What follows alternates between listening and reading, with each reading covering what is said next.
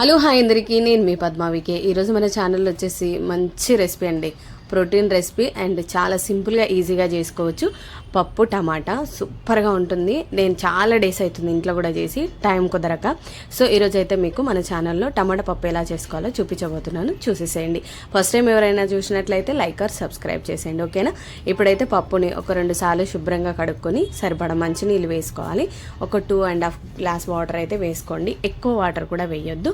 ఇలా వేసుకోండి, ఎందుకంటే పప్పును ఒకసారి కడిగితే సరిపోతుంది. ఎక్కువసేపు కూడా వాష్ చేయొద్దు, ఎందుకంటే దాంట్లో ఉన్న బలం అంతా వెళ్ళిపోతుంది. కాబట్టి ఇలా శుభ్రంగా కడుక్కున్న తర్వాత దీంట్లో టమాటా ముక్కలు అయితే యాడ్ చేసుకున్నాము. మిగతా ఇంగ్రీడియంట్స్ అన్నీ టమాటా ముక్కలు, అలాగే పచ్చిమిర్చి, అలాగే ఆనియన్స్, ఇవన్నీ కూడా డైరెక్ట్ దీంట్లో వేసేసుకున్నాము. చాలా చాలా బాగుంటుంది. నేను ఫస్ట్ 2-3 టైమ్స్ చేసినప్పుడు నాకు అంత బాగా ఏం కుదరలేదు. ఎప్పుడైతే చేయడం ఇంకా స్టార్ట్ చేశానో అప్పుడు చాలా చక్కగా వచ్చింది. నేనేనా చేసింది అని చాలాసార్లు అనుకున్నాను. కొంచెం నాకు నేను సెల్ఫ్ డబ్బా కొట్టుకున్నాను అనమాట, అంత బాగా వచ్చింది. సో చూసారు కదా, ఇప్పుడు ఆనియన్స్, పచ్చిమిర్చి, టమాటా ముక్కలు వేసుకున్నాం కదా, కొంచెం చింతపండు కూడా యాడ్ చేసుకోండి. ఇదే ఎక్కువ టేస్ట్ని ఇస్తుంది. చిన్న చిన్న చిట్కాలు తెలిస్తే టమాటా పప్పు కాదు ఏదైనా కూడా చాలా బాగా చేసుకోవచ్చు. ఇవన్నీ వేసేసాం కదా, దీంట్లోనే ఒక 1.5 స్పూన్ కారం, అలాగే కొంచెం సరిపడా పసుపు కూడా యాడ్ చేసుకుందాం. ఎందుకంటే మనము కారం మొత్తం పచ్చిమిర్చితో కూడా చేసుకోవచ్చు, లేదు అని అంటే కారంతో కూడా చేసుకోవచ్చు.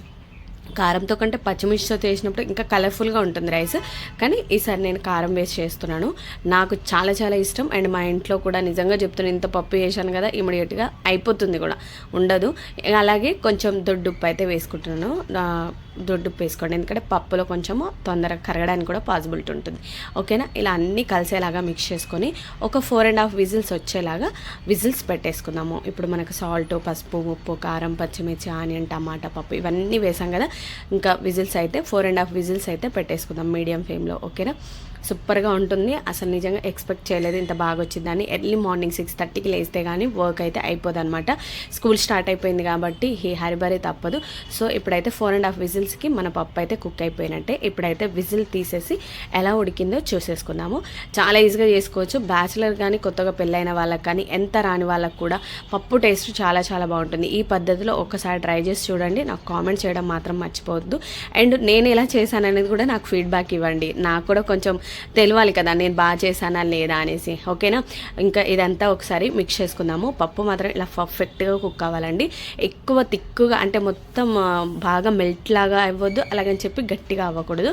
ఇలా ఉంటే సరిపోతుంది. ఇప్పుడైతే స్టవ్ వెలిగించేసుకొని బాండి పెట్టేసుకొని పోపు అయితే రెడీ చేసుకుందాము. దీంట్లో సరిపడా ఆయిల్ వేసుకోండి, పోపుకి సరిపడా.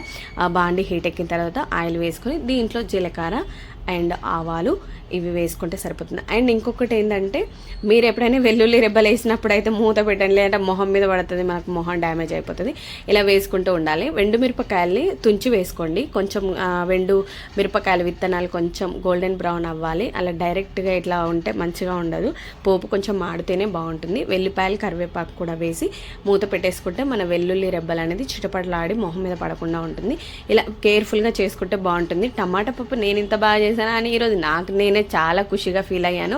అండ్ ఒక పక్క వంట చేసుకుంటూ, ఒక పక్క బ్యాగ్ సర్దుకుంటూ, ఒక పక్క ఇంకో ఇల్లు పని చేసుకుంటూ మామూలు హరిబరి కాదని చెప్పొచ్చు. నా వీడియో మీకు నచ్చిందా అయితే లైక్ చేసి సబ్స్క్రైబ్ చేసి సపోర్ట్ చేస్తారు కదా. సో ఇప్పుడైతే పోపు అయితే ఇలా సిమ్లో పెట్టేయండి, లేదంటే మాడిపోతుంది. మూత అయితే పెట్టాం కాబట్టి స్టీమ్ బయటే పోకుండా తొందరగా మంచిగా కుక్ అవుతుంది. పోపు ఇలా ఉంటే సరిపోతుందనమాట. స్టవ్ అయితే ఆఫ్ చేసుకున్నాను నేను.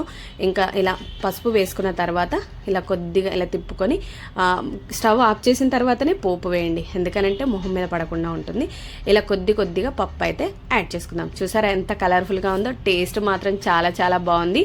ఒక్కసారి ఇలా ట్రై చేయండి, ఓకేనా. ఎంత రాని వాళ్ళు కూడా సింపుల్గా చేశాను కదా. ఎక్కువ వాటర్ వేయకుండా చూసుకోండి, వాటర్ ఎక్కువగా వేయడం వల్లనే పప్పు అటు ఇటు అవుతుంది. చూసారు కదా, మా వాళ్ళు రెడీగా ఉన్నారు. బాక్స్ నేను రెడీగా కట్టి పంపించాలన్నమాట. పప్పు, రైస్ అండ్ ఆమ్లెట్.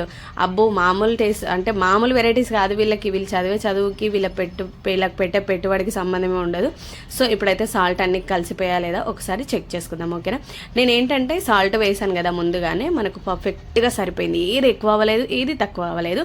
ఇలా వేసాను అంటే అన్నీ కూడా ఈక్వల్గా సరిపోయాయి. థ్యాంక్ యూ సో మచ్ మీ అందరికీ. నా వీడియో మీకు నచ్చితే లైక్ చేసి సబ్స్క్రైబ్ చేయండి. Thank you.